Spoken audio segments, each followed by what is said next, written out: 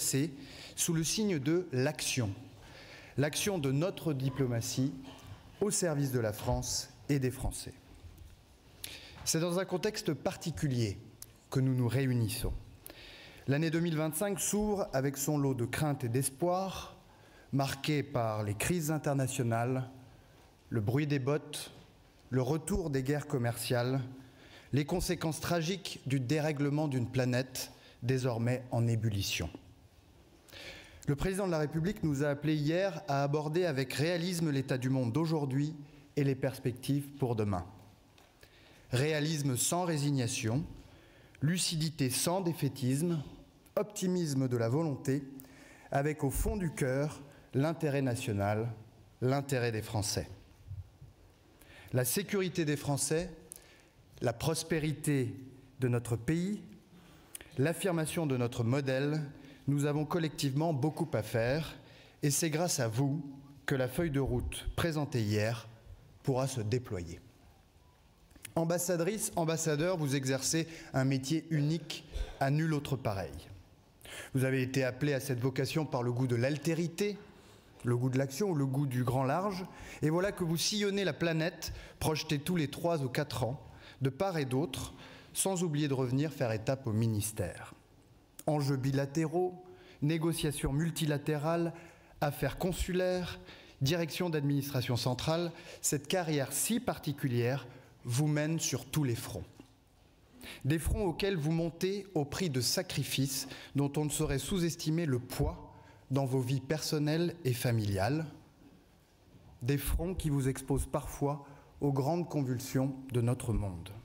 Et je me joins avec les ministres délégués à la reconnaissance exprimée hier par le président de la République à l'endroit des agents engagés à Kaboul, à Kiev, à Port-au-Prince au plus fort des violences, à Beyrouth, à Tel Aviv, à Jérusalem et sur tant d'autres théâtres où ils font preuve d'un courage qui force notre admiration. Et je n'oublie pas nos collègues qui ont perdu leur vie dans l'exercice de leurs fonctions au service de la France. Louis Delamarre, tué par balle à Beyrouth, alors qu'il se rend en voiture de la chancellerie à sa résidence en septembre 1981. Philippe Bernard, fauché par une balle dans son bureau, alors que des émeutes agitent les abords de l'ambassade à Kinshasa en janvier 1993. Nous mettons tout en œuvre pour que de tels drames ne se reproduisent pas, mais les Françaises et les Français doivent savoir que représenter la France partout dans le monde emportera toujours une part de risque, car il y a dans l'arbitraire de la violence une part d'irréductible. Ambassadrice, ambassadeur, dans les pays où vous êtes envoyés, vous portez une lourde charge, celle de représenter la France, notre nation, dans son entièreté et dans sa diversité. Cela n'est pas rien. Vous êtes investi d'une mission presque impossible, en tout cas très exigeante, celle de défendre en toutes circonstances l'intérêt national, l'intérêt des Français. Et pour cela, vous cheminez en permanence sur des chemins de crête.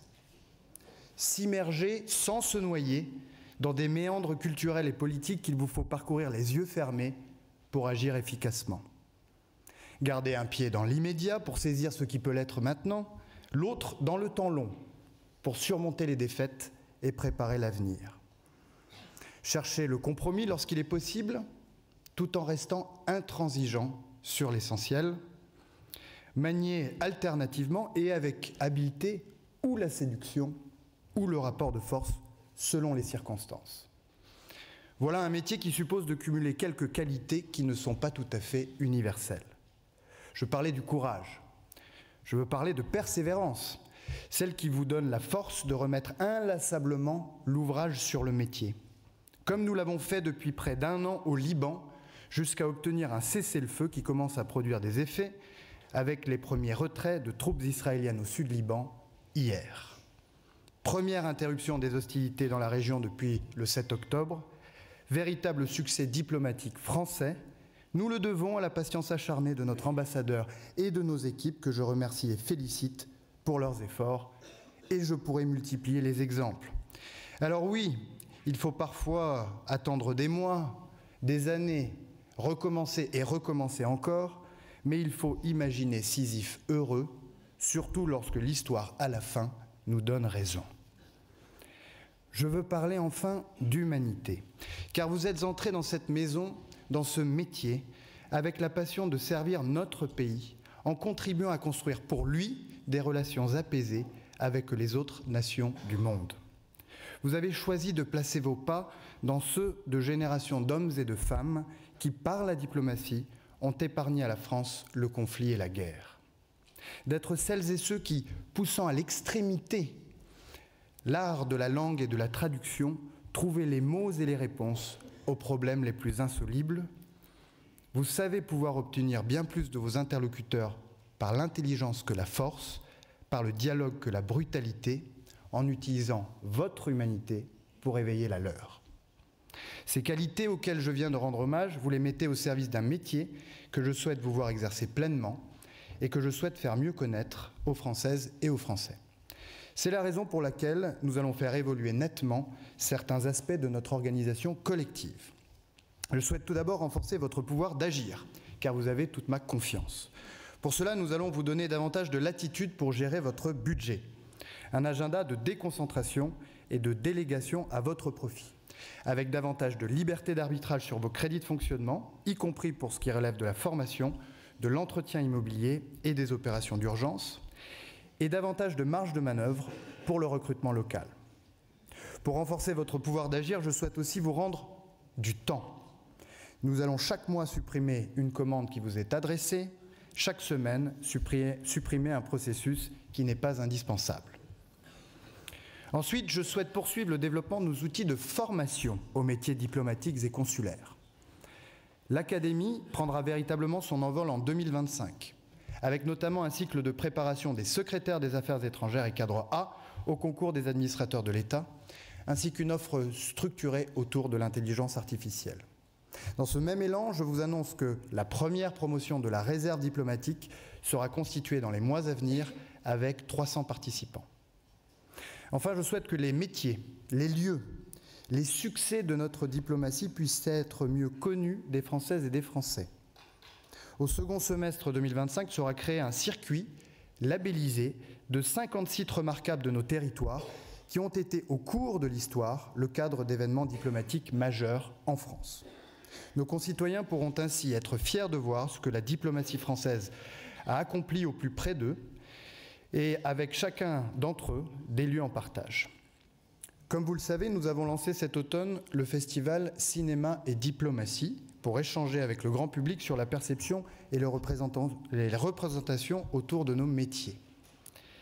Je vous annonce que nous lancerons cet hiver le prix littéraire du Quai d'Orsay, qui sera remis pour la première fois à l'été avec la participation d'un comité de présélection composé d'agents du ministère volontaires et celle d'un jury trié sur le volet.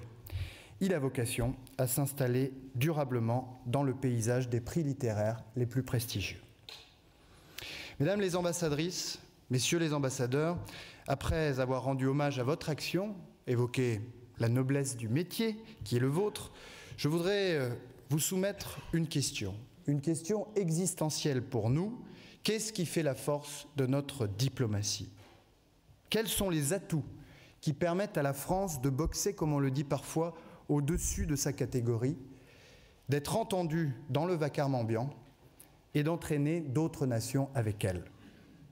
La réponse me semble résider dans 3 dimensions, 3 atouts maîtres de notre diplomatie qu'il est de notre responsabilité collective de renforcer. Le premier, c'est sa voix singulière. Le deuxième, c'est sa puissance créative. Le troisième, c'est son orientation au service des Françaises et des Français. Permettez-moi de les aborder tour à tour, en commençant par la voix singulière.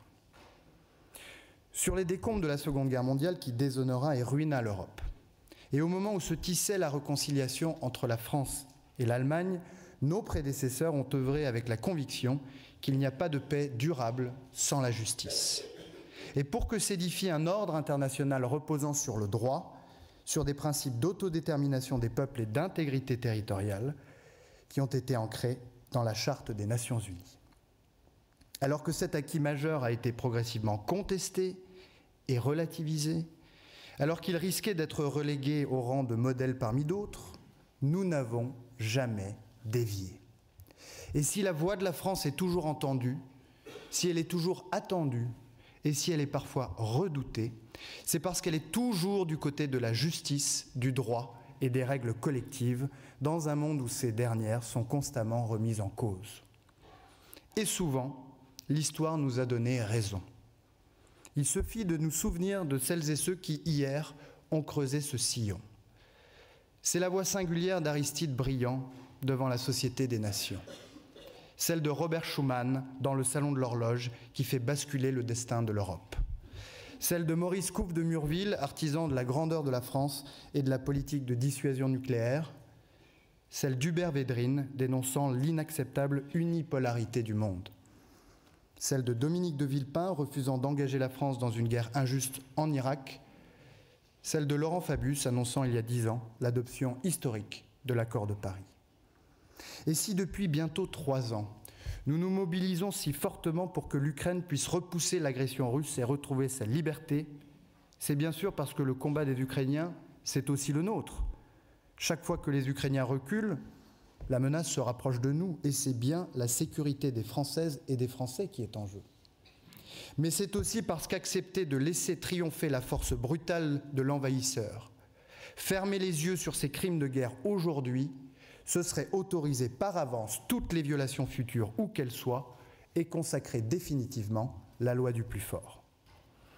Il en va de même en Syrie, où nous avons combattu avec intransigeance le régime Assad, où nous n'avons jamais cédé à la tentation que certains partenaires ont pu avoir de la normalisation, où nous n'avons cessé de soutenir la société civile, les oppositions en exil, les communautés chrétiennes et toutes celles et ceux qui sont aujourd'hui appelés à construire un nouvel avenir pour le pays.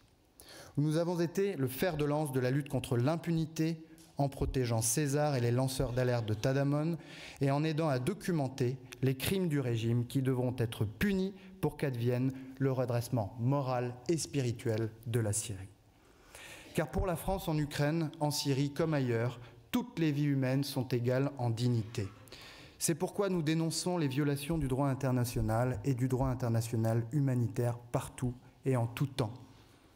En Israël par le Hamas, à Gaza par Israël, au Liban par Israël, en Israël par le Hezbollah, au Soudan par les forces armées, en Syrie et en Irak par les bourreaux des Yézidis, en Afghanistan par les talibans. Il n'y a pas, dans le langage de la France, de double standard. Et ces dénonciations ne sont pas des incantations. Elles se prolongent dans l'action au service des populations civiles. Chaque fois que les vies sont en jeu, la France se mobilise. 1 mois après le 7 octobre, pire massacre antisémite depuis la Shoah, c'est à Paris qu'a été accueillie la première conférence internationale de soutien à Gaza. 1 an après le début de la guerre meurtrière au Soudan, c'est à Paris qu'a eu lieu une conférence internationale permettant de lever 2 milliards d'euros de promesses de dons. 1 mois après le début de l'escalade militaire au Liban cet automne, c'est encore à Paris que nous avons réuni les donateurs pour lever plus d'1 milliard de dollars et éviter ainsi l'effondrement du Liban.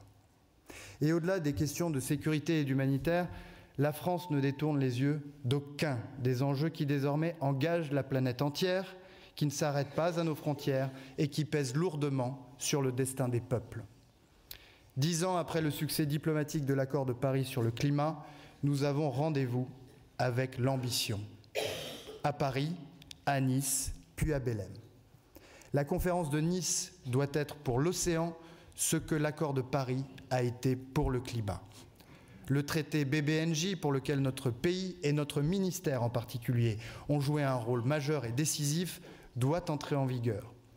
Je vous appelle à aller chercher les ratifications de vos pays de résidence et j'appelle, avec Éléonore Carrois et les autres parlementaires, à une mobilisation collective pour que nous puissions atteindre nos objectifs. Plus largement, dans la perspective de Nice, je vous appelle à demander aux autorités d'annoncer de nouveaux engagements jusqu'en juin prochain. Mais la voix de la France, qui inlassablement défend l'équilibre et le droit, ne restera crédible à l'heure où le droit est contesté que si nous réformons le droit. Mesdames les ambassadrices, messieurs les ambassadeurs, nous ne pouvons plus attendre pour rendre plus juste ce qui est fort et rendre plus fort ce qui est juste. Cela suppose que chacun trouve sa place dans la gouvernance mondiale. Chaque seconde que nous perdons sur le chemin de la réforme du multilatéralisme alimente le procès en illégitimité de ces institutions. Le succès des BRICS réunis à Kazan, alors même que ses membres n'ont pas de vision commune de ce que doit être demain, est une nouvelle alerte que nous ne pouvons ignorer. Nous en avons parlé ensemble hier. Ainsi, je souhaite qu'aboutissent à l'horizon 2026, quand notre pays présidera le G7, des chantiers cruciaux pour l'avenir de la paix et de la gouvernance mondiale. Alors que l'ONU fêtera son 80e anniversaire, avançons résolument pour qu'une juste place soit donnée à nos partenaires africains au sein de la gouvernance mondiale, du Conseil, des institutions financières internationales. Pour l'adhésion la plus large possible et la mise en œuvre concrète du Pacte de Paris pour les peuples et la planète, initié par le Président de la République. Pour que les initiatives du Forum de Paris sur la paix portent leurs fruits.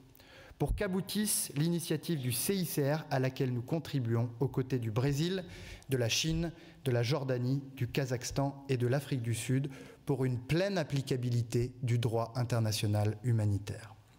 Sur ces sujets, je compte sur votre mobilisation sans faille et je vous solliciterai dans les prochaines semaines avec des instructions en méthode. Il en va de la crédibilité de la voix singulière de la France, dont nous sommes les dépositaires, et qu'il est de notre devoir d'entretenir dans l'intérêt du pays et dans l'intérêt des Français. J'en viens à notre second atout, notre puissance créative. Dans un environnement en perpétuel mouvement, où la communication est définitivement désintermédiée, nous avons réussi à nous adapter et à renouveler notre manière de faire de la diplomatie. Comment défendre nos intérêts dans cet environnement? Tout d'abord en nous transformant. Lors des États généraux de la diplomatie voulus par le Président de la République et initiés par Catherine Colonna, nous nous sommes posé des questions existentielles. Les 350 recommandations figurant dans le rapport qui s'en est suivi ont été notre boussole et nous les avons suivies scrupuleusement. 80% d'entre elles ont été mises en œuvre ou lancées. Le processus d'affectation est désormais mieux anticipé, les concours se modernisent, les agents sont mieux accompagnés. Fonds Équipe France, conseillers enjeux globaux, renforcement de la communication, notamment en Afrique, poursuite de la modernisation de nos services aux Français de l'étranger, assise de la diplomatie parlementaire et de la coopération décentralisée, tant de changements qui, ces dernières années, ont fait souffler sur notre ministère un vent nouveau qui devra s'amplifier. Et je présiderai régulièrement un comité exécutif de la transformation pour y veiller. Devant la reconfiguration des équilibres de la puissance, l'émergence des questions globales qui ont besoin du concours transversal de toutes les parties prenantes de nos sociétés, la diplomatie française a véritablement fait sa mue. Aux enceintes traditionnelles et historiques, elle a ajouté des formats inédits qui associent pleinement la société civile, toutes les composantes du multilatéralisme, les fonds internationaux, les grands leaders d'opinion, mais aussi les territoires et les entreprises. Et sans chercher ici l'exhaustivité, je citerai néanmoins quelques exemples marquants de formats que nous avons su inventer ou réinventer. Le format du triangle de Weimar, auquel Stéphane Séjourné a redonné vie et que nous cultivons avec Benjamin Haddad, que je remercie de s'en être pleinement saisi. Ces concertations resserrées visent, en complément de nos efforts en Europe, à mettre le poids du corps sur les dossiers les plus critiques alors que la guerre est revenue sur le continent européen. Et j'adresse avec vous tous mes vœux de succès à Radek Sikorski, mon homologue polonais, pour la présidence polonaise du Conseil de l'Union européenne, à un moment charnière pour notre continent sur lequel le président de la République est longuement revenu hier. Le sommet sur l'intelligence artificielle, que nous accueillerons en février, une initiative résolue pour peser sur la conversation internationale, sur ce qui est sans doute la révolution copernicienne de notre temps.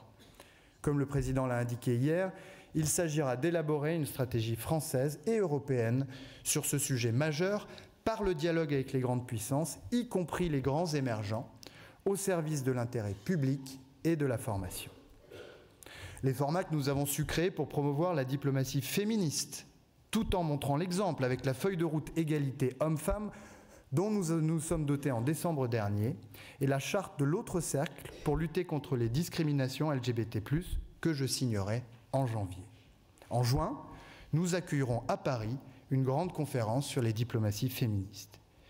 Et puis, le 19e sommet de la francophonie, enfin, qui fut l'occasion d'engager tous les États et gouvernements membres, mais aussi et je voudrais insister là-dessus, la participation de jeunes, d'entrepreneurs, et qui prouve que la diplomatie française, c'est investir d'autres lieux, d'autres dimensions autour d'une langue qui peut être un accélérateur de transformation et d'opportunités. Ambassadrices, ambassadeurs, sur le terrain, vous êtes les créatifs en chef de notre diplomatie. Vous pilotez l'équipe France et savez agréger l'ensemble des forces vives qui contribuent à notre influence dans le monde. Soyez-en remerciés. Mais le monde évolue trop vite pour que nous nous reposions sur nos acquis. Cette puissance créative qui est la nôtre, nous devons la renforcer, peut-être même la décupler. Nous avons besoin de plus d'agilité encore. Et je souhaite pour cela réduire considérablement la distance entre le département et le réseau. Pour cela, j'instaurerai une conférence permanente qui poursuivra l'élan donné par notre grand rendez-vous annuel en associant les postes, et au premier chef les ambassadrices et les ambassadeurs que vous êtes, à l'élaboration de notre stratégie sur les enjeux transversaux. Votre voix doit compter. De même, lorsqu'il s'agira de mener les grandes négociations, je souhaite que des task forces interministérielles soient montées à l'initiative du Quai d'Orsay afin que notre maison contribue à la coordination de toutes les filières afin de porter une voix plus unie et plus forte. Pour être plus agile, nous ferons dès cette année notre révolution de la donnée. Dès 2025, je souhaite que l'intelligence artificielle soit intégrée à nos outils pour assister nos agents dans des tâches comme la revue de presse ou la recherche juridique. En 2026, nous utiliserons l'intelligence artificielle pour l'assistance à la rédaction. Toutes les tâches que nous vous pouvons confier à ces outils libéreront du temps collectif et individuel pour nous concentrer sur le cœur de nos métiers, là où nous devons consacrer notre énergie. Dans ces chantiers, vous serez force de proposition et levier d'action. Je souhaite enfin lancer une réforme de la direction de la communication et de la presse qui doit nous permettre de développer une véritable communication d'influence à l'ère de la guerre informationnelle. Cette réforme doit se faire en lien étroit avec nos opérateurs et partenaires de l'audiovisuel extérieur français et francophone et avec nos opérateurs plus largement. Nous devons ensuite muscler notre capacité d'entraînement en mobilisant autour de notre action les acteurs économiques, ceux des territoires, mais aussi les acteurs européens et internationaux dans une logique de cercle d'influence. J'ai ainsi décidé de confier à Catherine Pégard, que je remercie chaleureusement, une mission portant sur la contribution des entreprises et des mécènes au financement, au cofinancement de notre action dans tous les domaines, de l'aide humanitaire aux enjeux globaux. Je souhaite également que nous articulions de manière plus serrée la coopération décentralisée des collectivités et l'aide publique au développement pour que nos villes, nos départements et nos régions soient davantage associés à notre action. Nous évoquerons ce sujet ce soir à l'occasion d'une rencontre dédiée et d'ores et déjà, je souhaite que nous puissions mettre en place un suivi exhaustif et annualisé de tout ce que notre diplomatie apporte à nos territoires, sur le territoire national, au plus près des Françaises et des Français. Enfin, pour mieux fédérer, convaincre, promouvoir nos messages, je souhaite, avec le ministre délégué, inviter au moins une fois par an l'ensemble des délégations françaises du Parlement européen au Quai d'Orsay pour faire le point sur les grandes priorités françaises. J'en viens à notre dernier atout, notre troisième atout. Peut-être que nous en avons d'autres que je n'aurais pas eu le temps de citer ce matin. C'est peut-être le plus important, mais aussi le moins bien connu. Notre orientation au service des Françaises et des Français, dans les moments heureux comme les plus difficiles, pour répondre à leurs préoccupations du quotidien. Vous pilotez dans l'action consulaire un service public envers lequel les attentes de nos concitoyens sont fortes et dont ils attendent de l'efficacité. Je connais votre engagement pour en améliorer la qualité avec l'appui du département et je vous en remercie. À nos compatriotes établis hors de France, une communauté toujours plus nombreuse, vous apportez un service public de plus en plus performant. Vous avez modernisé les modalités de vote et l'identité numérique sera bientôt déployée. Vous avez mis en œuvre la dématérialisation d'un certain nombre de démarches qui facilitent le quotidien de nos compatriotes. Vous avez amélioré les dispositifs sociaux, par exemple ceux qui nous permettent de lutter contre les violences familiales. Et lorsque nos concitoyens se trouvent dans des situations difficiles, et quand parfois des drames viennent bouleverser leur existence, la diplomatie française est là pour leur porter secours.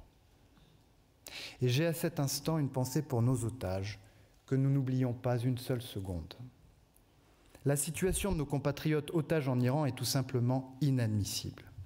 Ils sont détenus injustement depuis plusieurs années dans des conditions indignes qui, pour certaines, relèvent de la définition en droit international de la torture. Depuis l'élection du président Pezeshkian, et malgré nos efforts d'engagement au plus haut niveau, leur situation s'est dégradée. Et je le dis avec vous aux autorités iraniennes, nos otages doivent être libérés. Nos relations bilatérales et l'avenir des sanctions en dépendent. Et jusqu'à la libération complète de nos otages, je demande à nos compatriotes de ne pas se rendre en Iran. Mesdames les ambassadrices, messieurs les ambassadeurs, nos compatriotes établis à l'étranger peuvent aussi compter sur notre action en matière d'éducation.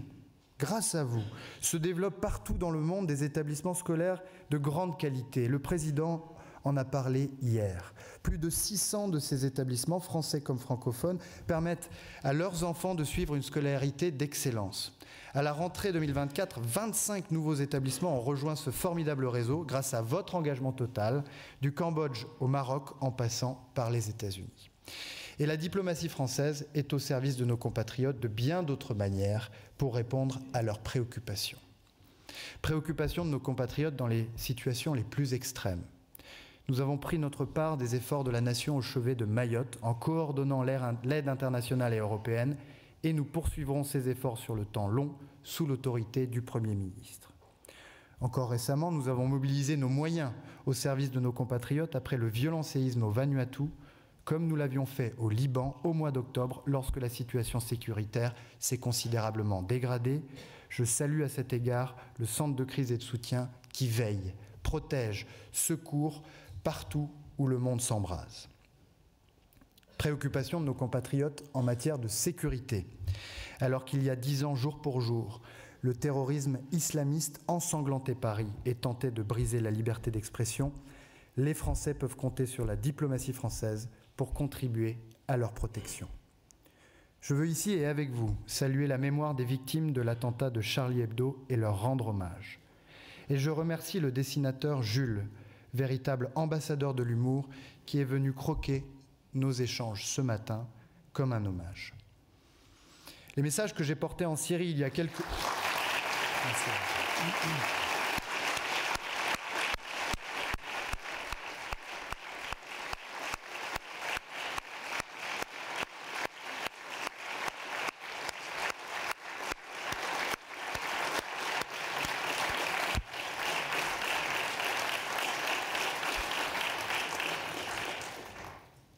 Les messages que j'ai portés en Syrie il y a quelques jours, mais aussi partout dans la région, visent exactement cet objectif.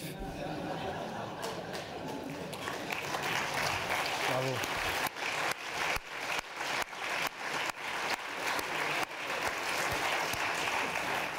Vous verrez, cher Jules, on s'y fait.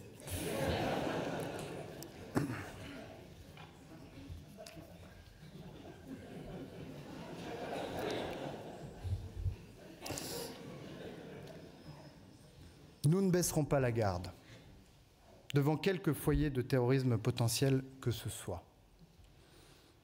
Et à ceux qui s'offusquent que nous soyons allés rencontrer les autorités de fait en Syrie, je leur dis avec vous. La diplomatie, le dialogue, c'est la première ligne de défense des Français. C'est la première ligne de défense de nos intérêts. Et la diplomatie française tient toujours sa première ligne. Préoccupation de nos compatriotes en matière d'immigration.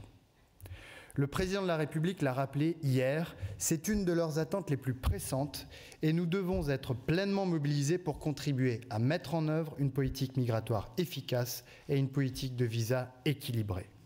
Et nous sommes à la manœuvre pour cela, à travers l'action de nos consulats et de nos services de coopération. Notre action produit des résultats en matière de lutte contre l'immigration irrégulière, mais les Français attendent de nous que nous fassions beaucoup plus. Le président nous l'a demandé hier, nous devons aider notre pays à reprendre le contrôle en changeant de culture. La vigilance, l'exigence et les résultats au plan bilatéral seront les conditions pour que nos politiques d'attractivité portent leurs fruits et soient audibles. C'est pourquoi nous avons consacré une rencontre à ce sujet dans le courant de cette conférence. Et c'est pourquoi je vous demande, mesdames et messieurs les ambassadrices et les ambassadeurs, dans vos pays, de vous saisir pleinement de cette question et de faire remonter vos propositions au département. Notre diplomatie œuvre déjà beaucoup pour installer les meilleures coopérations possibles en matière de politique migratoire, en intégrant toutes les dimensions de nos relations bilatérales aux accords auxquels nous parvenons à aboutir. À ceux qui sont tentés de caricaturer ou de diminuer ce travail, n'opposons pas seulement notre désaccord. Faisons tout simplement la démonstration de l'efficacité de ce travail. Soyons lucides et à l'initiative quand nous devons faire mieux. Préoccupation de nos compatriotes en matière d'emploi. Les résultats de notre politique d'attractivité et d'export sont édifiants et je veux saluer l'arrivée récente au Quai d'Orsay de Laurent Saint-Martin, l'un des artisans de ce succès français. 2/3 des investissements étrangers en France se portent vers les villes moyennes, là où le pays a tant souffert de la désindustrialisation des décennies passées. Et nous poursuivons ces efforts pour étendre le champ des possibles de nos entreprises, comme l'a rappelé hier le président de la République, avec la grande Europe et ses 700 millions de consommateurs, en commençant par le Royaume-Uni, avec lequel nous partageons beaucoup, ou les Balkans occidentaux. En Indo-Pacifique, sur le modèle de nos coopérations acquises en matière de défense, en Amérique latine pour les matériaux rares, et bien sûr en Afrique. Continent d'opportunités et de croissance, où nous reconfigurons nos partenariats, où nous déployons activement l'agenda de Ouagadougou, au service duquel nous ouvrirons cette année Mansa, la maison des mondes africains, véritable incubateur pour les industries créatives et culturelles. Préoccupation de nos compatriotes au sujet de notre indépendance et de la sécurité de nos approvisionnements. La France est engagée à ce sujet depuis 2022 sur les recommandations du rapport Varin, dans une diplomatie de partenariat en matière de métaux critiques qui a conduit à la mise en place de coopérations RDC, Australie, Canada, Kazakhstan, Norvège, Japon, Brésil, Serbie, Vietnam, Maroc, Mongolie. Le président de la République a été très clair sur ce sujet. Dans chacun des pays où vous nous représentez, soyez les relais de cette stratégie qui doit être plus offensive. Pour traiter toutes ces préoccupations que je viens d'évoquer, nous disposons de leviers puissants. Et je pense en premier lieu, mon cher Thani, à l'aide publique au développement, dont nous devons toujours rappeler, pour mieux la préserver des coupes budgétaires, qu'en accompagnant le développement dans le domaine du climat, de l'environnement, de la santé, de l'éducation, de l'égalité entre les femmes et les hommes, elle aide à bâtir un monde plus stable, plus équilibré, ce qui permet de répondre puissamment aux attentes des Françaises et des Français. Tout cela est très bien. Mais mesdames et messieurs les ambassadrices et les ambassadeurs, il ne suffit pas de faire, mais de faire toujours mieux et surtout de faire savoir. Car non, tout ce que je viens d'évoquer n'est pas su. Chacun de nous a pu s'en apercevoir lors des débats budgétaires, et je m'exprime devant des parlementaires, où la contribution du ministère à la réponse aux attentes des Français est parfois passée sous silence. Tout le ministère, des agents en début de carrière jusqu'à la secrétaire générale, doit être aujourd'hui pleinement conscient de la réponse que nous apportons aux préoccupations de nos compatriotes, doit être en mesure de l'objectiver, de la caractériser le plus précisément possible et doit contribuer à la faire connaître, à la rendre visible. Je souhaite pour cela que nous unifions enfin la marque d'intervention de nos opérateurs sous Marianne et drapeau tricolore. Nos visuels de communication devront s'adapter à cette nouvelle donne. Ensuite, je confie au CAPS un chantier qui visera à la fois à mesurer qualitativement et quantitativement l'efficacité et l'impact de notre diplomatie, mais aussi à décupler notre puissance de frappe sur les enjeux de migration, d'emploi, de sécurité des approvisionnements, d'écologie et les questions liées à la protection de nos concitoyens face au terrorisme. Je souhaite que nous prenions l'habitude d'une communication beaucoup plus proactive vis-à-vis des élus locaux et parlementaires, des bénéfices engendrés par notre action au profit de leur territoire. Fonds européens, attractivité, export, ils seront informés au fil de l'eau par les ministres délégués et moi-même, et je solliciterai les conseillers diplomatiques en région pour cultiver ces liens dans l'esprit des initiatives impulsées par Jean-Yves Le Drian. Nous veillerons aussi, sous l'autorité du Premier ministre, à ce que les grands opérateurs publics aillent chercher les fonds européens qui sont insuffisamment mobilisés aujourd'hui. Il y a 1,6 milliard d'euros à récupérer. Je veillerai, comme le président de la République m'y a invité hier, à agir avec le ministre d'État, ministre chargé des Outre-mer, à une meilleure intégration de nos territoires ultramarins dans leur environnement régional, en m'appuyant sur vous. Après les succès déjà obtenus en matière d'accompagnement à l'export et d'attractivité, je souhaite que nous puissions étendre les missions de la diplomatie économique à l'attractivité des investissements financiers. Les fonds d'investissement français, dont nous soutenons l'expansion avec l'Union des marchés de capitaux, doivent pouvoir bénéficier de sommes considérables déployées aujourd'hui par les grands investisseurs souverains. Enfin, pour nos compatriotes de l'étranger, le service France Consulaire de réponse téléphonique sera étendu au monde entier d'ici la fin de l'année. Le vote par Internet sera étendu à tous les scrutins et la propagande électorale deviendra entièrement numérique. Nous dématérialiserons l'état civil et nous étendrons le pilote de renouvellement des passeports à distance qui facilite tant la vie de nos concitoyens. J'ai été un peu long, mais vous me pardonnerez, j'avais tant à vous dire. Et je conclurai, cher Jules, par un dessin. Le dessin du vrai visage de la paix, réalisé à 4 mains par Picasso et Éluard, qui nous adressaient une invitation. Oui, vous aurez un porte-clés à la sortie. Jules a un peu ruiné mon effet, mais c'est pas grave. Je disais donc qu'en dessinant le vrai visage de la paix, Picasso et Éluard nous adressaient une invitation. Nous fuirons le repos, nous fuirons le sommeil. Nous prendrons de vitesse l'aube et le printemps et nous préparerons des jours et des saisons à la mesure de nos rêves. Pour y parvenir, notre pays peut compter sur des équipes d'exception, pilotées et animées par vous, ambassadrices et ambassadeurs, sur sa voix singulière, sur sa puissance créative, sur son orientation au service des Français. Autant d'atouts que je veillerai avec vous à renforcer pour promouvoir les intérêts de notre pays, de notre Europe, pour que vive la République et que vive la France.